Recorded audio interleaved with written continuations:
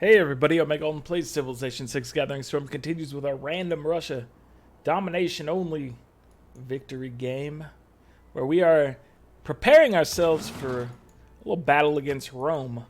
We were up against Persia, but we declared peace. They'd been at war with us for quite some time. But as far as things go, it's kind of foolish for us to go against Persia immediately when Rome right here is just easy pickings for us.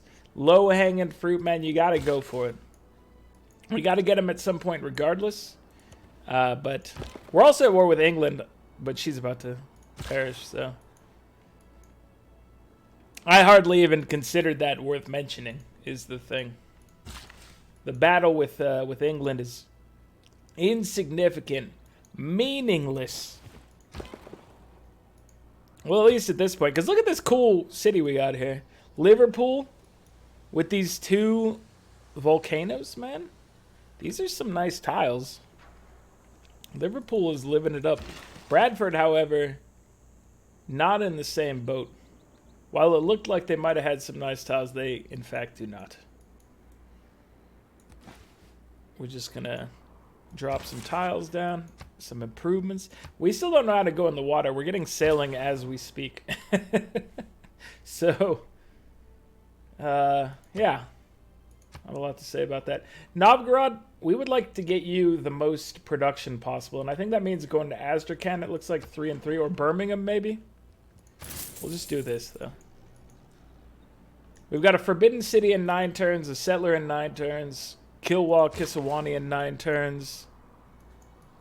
I thought a workshop might have been a wonder, but that's just a workshop, obviously.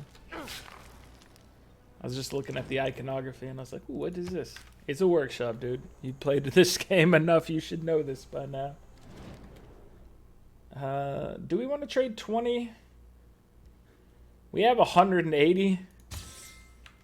Georgia, I'll hook you up with a unit worth it. No. Victoria, I'm sorry to say, but you have to go at this point. I don't know. You know, we could keep you around. I am going to declare war on you this turn, but it's going to be on my... It's going to be on my terms, my dude. Let's take skyscrapers. I vote for skyscrapers is the thing. I think we're happy with everything else. There might be better stuff in there, but I think we're living it up. We're living the dream with what we have going on right now. Victoria, I mean, you know what? I'm pleased to have seen you at the beginning of this video, but also good riddance. I appreciate you stopping by, but just skedaddle, please. Just get out of here. Give me that arrow score and just get out of here. We have no grievances. Oh, he's not denounced. So I guess I could have just declared war on him when he's like, hey, what do you think about getting off of my borders? And I'm here to say I do what I want. Dude, your cities. What's wrong with your cities, man? Oh, you can't shoot here because this is obviously a Plains Hill with an aqueduct on it. You'd be a fool if you thought that was anything but a Plains Hill. Alright, Patchouli, you're ours now. Thank you. Let me move my general forward. Let's move you up. So the beautiful thing about Rome right now, not only weak defenses, but also no walls in several of their cities. That's just a beautiful combination, if you ask me. That's just wonderful. What do you have, sir? You have debater, so let's just get rid of this person. We're sending you back to heal. We're sending you down. I don't know exactly where we want to put you. We're doing a little Inquisitor shuffle. Similar to the Truffle Shuffle, except less entertaining. That is the Inquisitor Shuffle. Let me get you these. I feel like we can buy you these. Manchester, I feel like you deserve these. What if we were to get you a Statue of Liberty in 178 turns? What would you say about something like that happening? I do see that we can have another trader, and you know what that means? It means we go over here and we purchase a trader. We might actually... How many traders can we have, actually? Alright, we added a couple into the mix here. I think that's fair. We have another governor title available.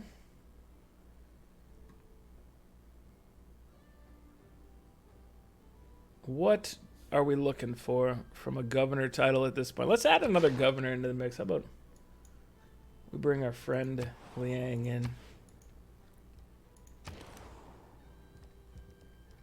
She's a good companion to have throughout this this adventure of ours. It's a cruel world we live in, and she's good company. And sometimes that's all you can ask for in life is just good company, man. Sometimes that's all you need from the day-to-day is just a little companionship, a kind shoulder to lean on, somebody to just bounce ideas off of. Whatever floats your boat, man. But I feel like it's important. All right, let's see.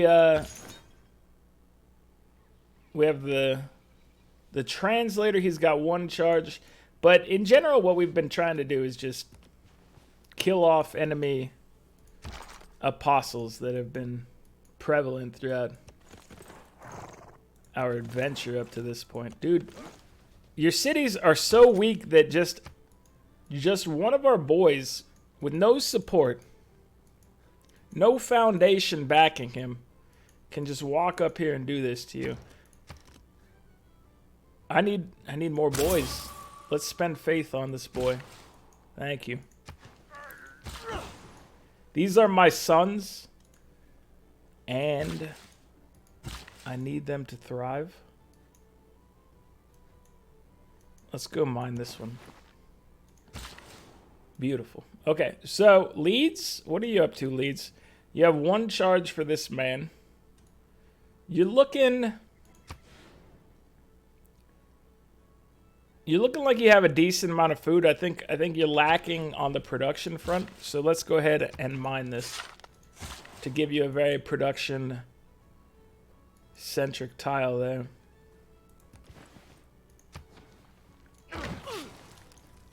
Oh, the artillery corps. Let's have them head in. I don't know if they're going to be necessary in this. Based on how fast we're destroying the cities, I don't necessarily see them being all that necessary for our grand strategy here. Okay, you heal. Good job. Good job with the healing. I understand all too well. There are some opportunities one simply can't pass up, says Cyrus in a sultry voice. You must know how to live a divine life. How else could you teach your people to do the opposite? He's thinking it's all out of maliciousness, even though I'm spreading the word of the rock. He thinks that we don't have divinity.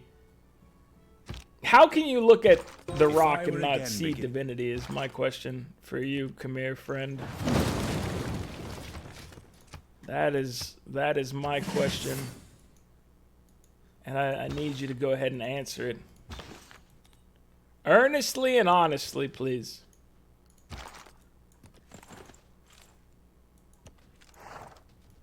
Let's get in there. What I believe is that you can do this. Alright, General, you're here. Dude, Rome stands no chance. It's ridiculous how little of a defense they're putting up against us.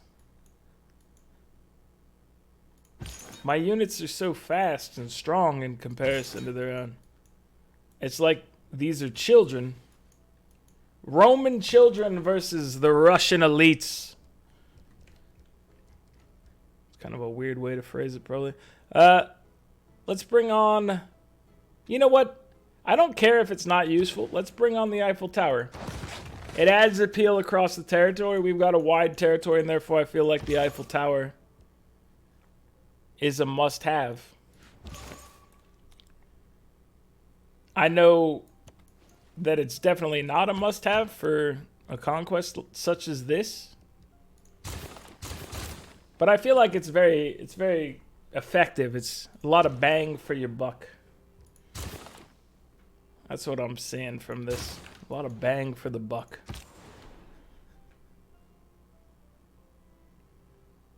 Alright. Let me send you up here, please. Because we want to try to get these... I want to try to get these wonders that you have done. Oh, Buenos Aires wants a trade route. Alright, you can do that. That's fine. I think that actually... Did that get us Susie's status with Buenos Aires? It did not. I just happened to have a strong review of... Where is Buenos Aires? Oh, yeah. I have every tile exposed except for like the main city in this mountain, so... I thought that... that, you know, maybe I had access. Turns out it wasn't the case, and that's fair. I don't deserve to be Susie's with Buenos Aires, I think is the footnote in this story. I don't deserve it. I haven't earned it yet. You gotta earn it first. It's very important. You have to earn it. Like, we're earning this Roman victory. We spent our time, we transferred the rock into the area. We are earning this victory right now. Speaking of spreading the rock, we're going to try to spread the rock into Persia. So I'm going to be buying more missionaries to try to get Antioch, to try to get Tarsus converted over, both of them. I want them. I want it all, basically. I'm greedy in that regard. And why shouldn't I be? I ask you this. Why shouldn't I be greedy in this regard? Newcastle upon Tyne. How about you trade with Birmingham? Alright, it's time to upgrade to an artillery. And now all of my bombards are industrialized, which will help us against Antioch. We've got 1, 2... Well, this is not an army. We have 2 corps and 1 soloman. And obviously soloman we don't like. We don't like that solo experience. What we're looking for instead is to just get another artillery. You see how easy that solution is to resolve, or that situation is to resolve. You just go and you spend your money. I am running out of cash money right now, so I should be... I don't know, I've been spending probably more than I should have, is the honest take of the situation. If you were to go through here, try to take a check on my finances or whatever, you're like, dude, you spending more than you're making. You can't sustain that for more than a few turns, my dude. What you need to do is start putting 10% of that paycheck away every month. At least 10% of that paycheck away. You put it in retirement. Long-term strategy, man. I know you get those nice short-term benefits, but you got to think long-term in a game like this and in life. Thinking long-term. You also have to think short-term. Both are fair. Both are fair. Nazca, you hate me right now? I can't have that. Nazca is too important to me. For the AI to be causing people to hate me. I can't have that. Not possible. So there's a trade route here.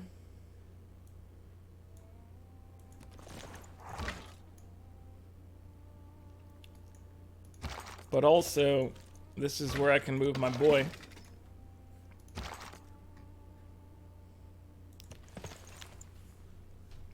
Just get an attack in. We'll start shelling the walls next turn.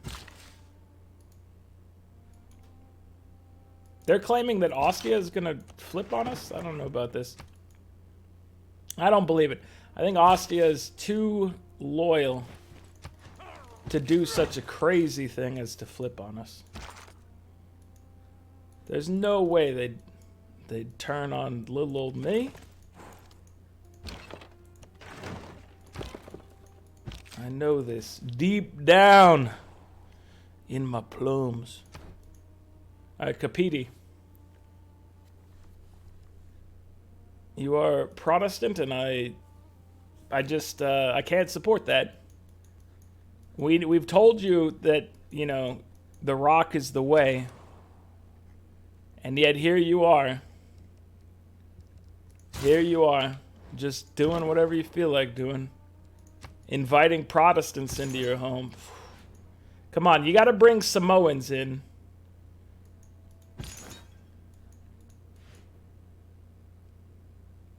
The Rock is Samoan, right?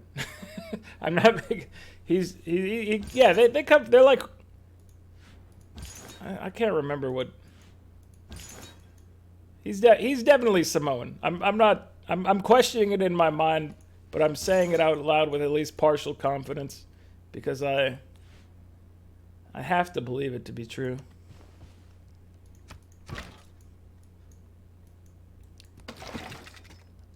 Artillery corps is here for next turn. Dude, these cities, they cannot contend with how great we are. There's just no chance. And Rome is just a minor bump in the road at this point. You know, we started the war basically this turn or last turn. I don't remember exactly, but it was very recent. And we're just dominating.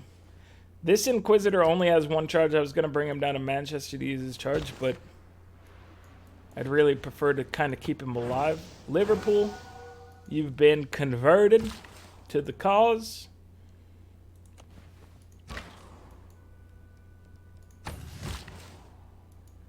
I guess, so today is Thursday. It was the first game of the NFL. But that meant that I had to, I'm not just trying to talk about the games or anything like that. I just wanted to say that I had to put in my they call it a Survivor Series. That's what they're calling this thing. This is the first one I've ever been in, but I had to lock in my vote for the week. And just in case you're interested, I'll drop down what I went for here. I went with the Chargers beating the Colts this week. I believe that's an easy get for me, but I was also in my company, my company pool for this. I was the only person that selected it. So a lot of people in the company pool going with those Eagles, which I think is fair. But we'll see how things go. Anyway, this victory over Rome, it is swift. Rome does not stand any sort of chance. And what we're looking to do in the time being is just kind of get more upgrades to make our attack against Persia easier. We can obviously kind of hold off on going after Persia. What I'm thinking is let's see. What I'm thinking is,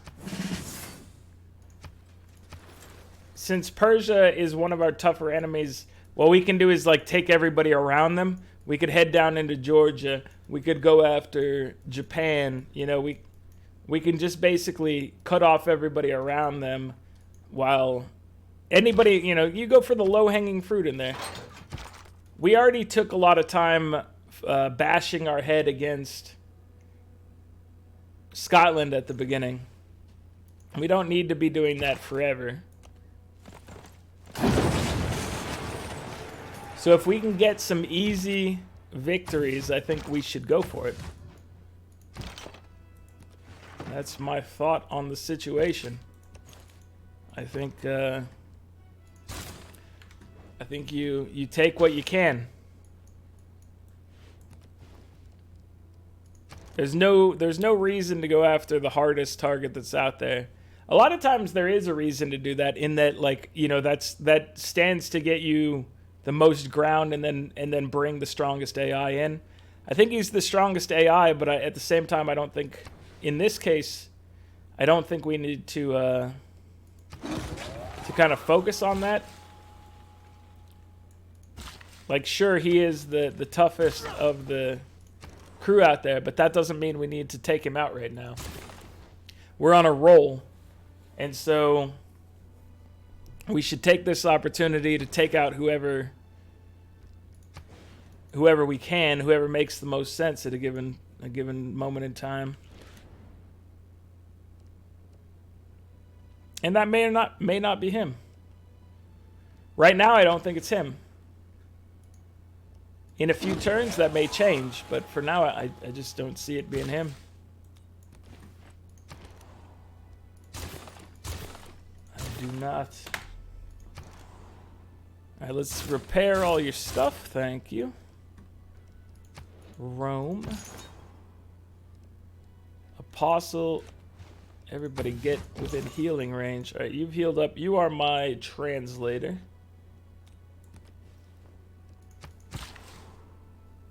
Let us lumber mill the area. Adding a mine in here took this from 25 turns to 26. That's kind of surprising to me.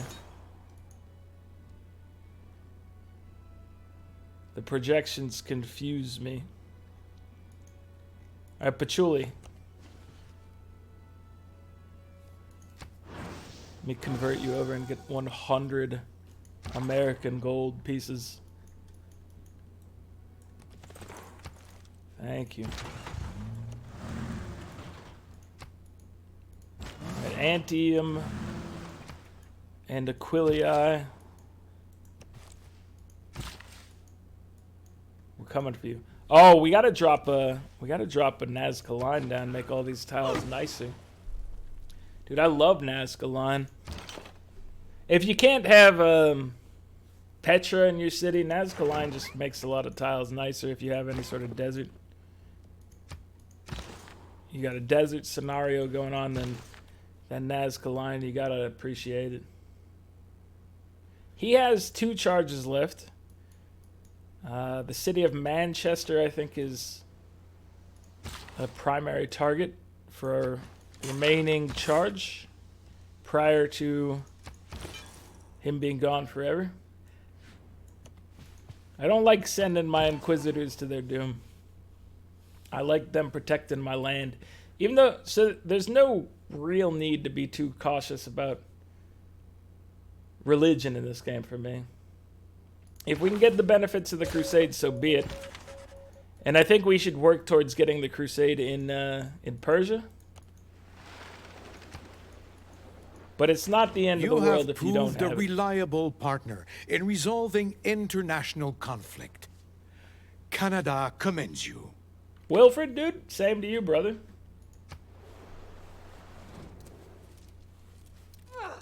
Same to you as well, Tamiris. You're the worst kind of whatever you happen over the... You're the worst kind of horse lady there is out here. It is the mark of an Stop educated bugging me mind. about, you know, what I'm doing, and you think about your own actions. Hello, Ravenna.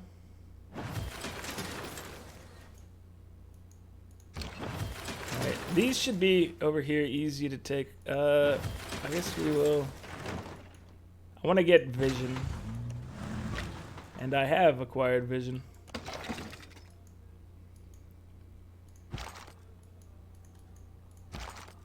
I guess we're just gonna hit these walls with you.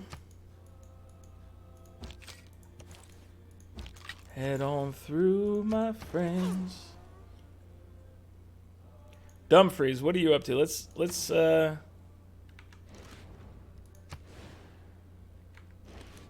I kind of think you might want a harbor, but we don't know how to do those yet. Let me get a core going. Repair this. Work on your university. That's fine and dandy. Work on the university, please. Please and thank you. Arena. Hook us up a little Elder Scrolls Part 1 Arena. I don't know how many... So, obviously, there's a lot of Elder Scrolls fans out there. It's a series that's been near and dear to my heart ever since Arena. Not everybody's in the same boat as me, though. A lot of you probably started with, you know, maybe a 3D one or something like that along the way. If you're a fan of the Elder Scrolls in some way, and by that I mean Arena, Daggerfall, Morrowind, Oblivion, Skyrim, I guess the Elder Scrolls Online, even though, you know, I might disrespect you a little bit if you're like, yeah, that's my favorite Elder Scrolls. You like the Elder Scrolls Online? Like, I might be like, maybe you've got a bad opinion. But that's just that's my own opinion on the matter. I gotta say, I used to be a big. I'm just disrespecting MMOs in general, I think. I used to be a bigger MMO fan when I was younger. EverQuest, World of Warcraft. I'm back playing WoW Classic these days with my friends, but I tend to avoid a lot of those things these days. So that's why I was giving Elder Scrolls Online a little bit of a maybe unnecessary trash. I don't know. It might be a great game for all I know. I only gave it a very slight chance and not much of one. But what I was going for when I started this is like, you know, I love that series. I started at Arena. I started it in from the ground floor, and I know a lot of people probably didn't. That was back in the early 90s. I don't remember exactly what year. I think the game probably didn't hit mainstream until probably Morrowind. You know, when in their first 3D venture. It's kind of surprising when you think about it that those guys have done as well as they did with those things, because those were some of the buggiest like early games I can think of. Those things crashed my computer so many times. It was a different era of playing video games, you know.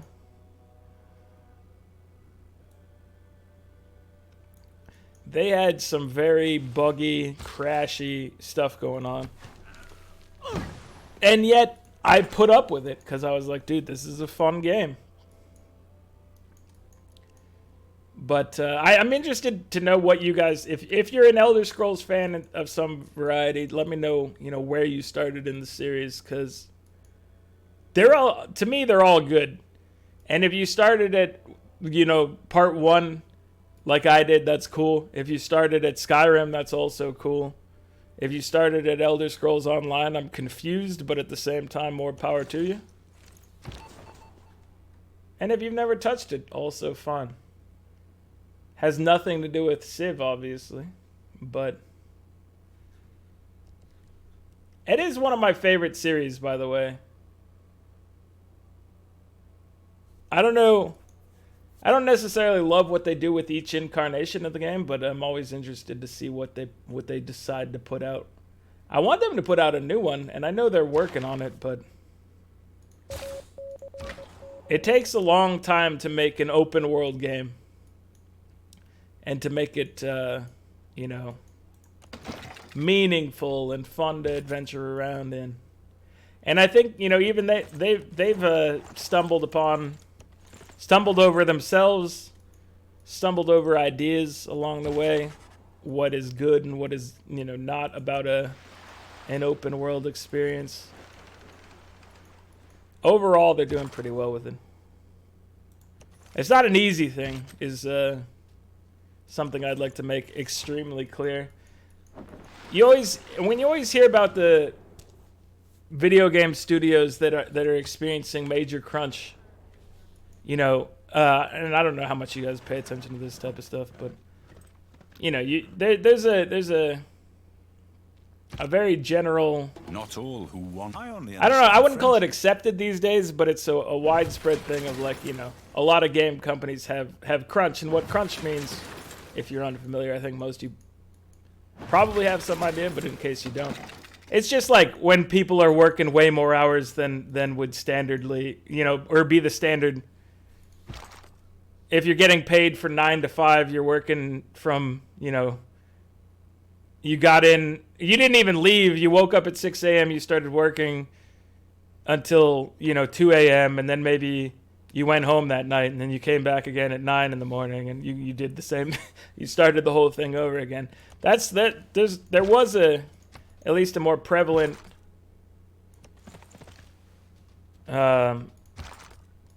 setup in the gaming industry where that was kind of more common. And luckily a lot of places are not like that these days, but I feel like open world games, so your games like your Red Dead Redemption or Revolver, whatever it happens to be, your Red Dead games, your Grand Theft Autos, your Elder Scrolls, your Fallouts, that they still suffer from that because there's so much content to make,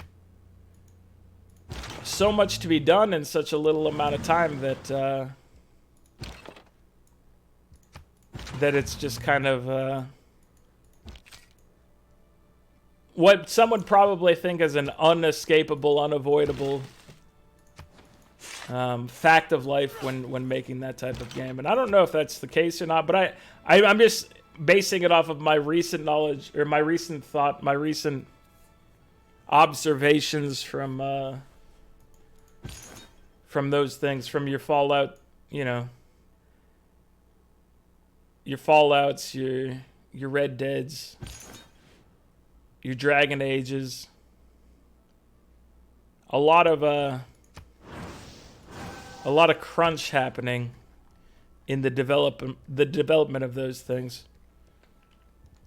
But I feel like in other parts of the industry, a lot of people are managing to avoid it, which is great. I gotta say, as someone who works in games, I don't generally have to do that, the crunch side of things, and I'm glad.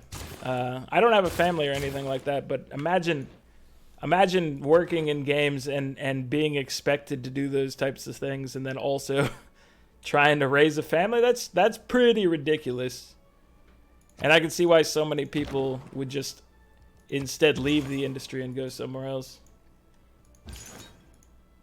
How did I even get on this topic right now? I don't know. Oh yeah, I was talking about Elder Scrolls. Oh, but our battle here with Rome has gone, I mean, it's basically exactly like we anticipated. We've almost completely eliminated him, I think, from playoff contention here. I think it's on to Georgia next. I don't know what Georgia's cities are like because I don't have vision on the cities, but I think that Georgia's are the benefit of attacking Georgia right now. One of the closest to where my army is. That's point 1, and then point 2. Probably an easier, softer target than Persia, who is the actual closest to all of my military at this juncture. So that's why I think that they're probably who I'm going with for next encounter, but I'm not positive. It seems reasonable to me, and I hope it seems reasonable to you as well. But let's take a look at the scoreboard. Dude, we broke 200 science and culture. We're up to 206 science per turn, 202 culture per turn. Our number 1 contender is still Cyrus with 129 and 130. So we are about 70 plus points ahead of him in both categories.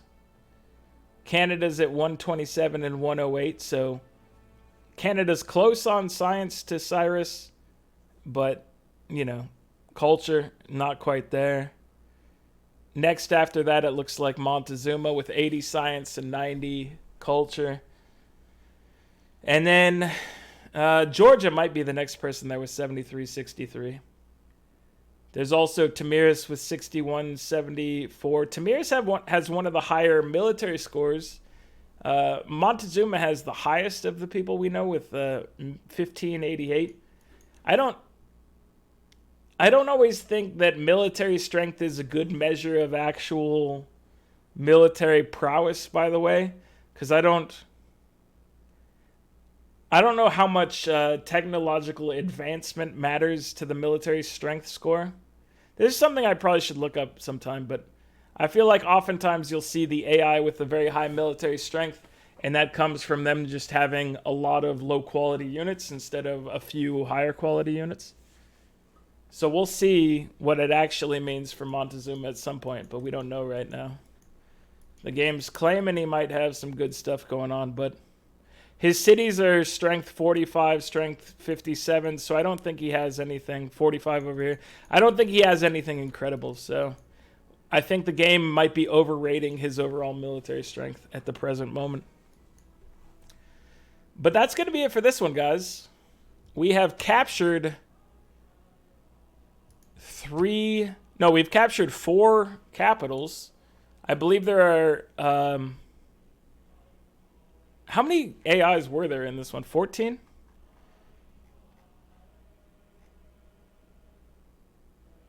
I think there were 14 in this. We've completely eliminated 2 of them. So there are quite a few capitals to capture still, but we're doing good work. We have Romes, we have Coupes. We have... Who else did we kill? We eliminated England entirely. And we eliminated Scotland entirely. That's correct. Okay.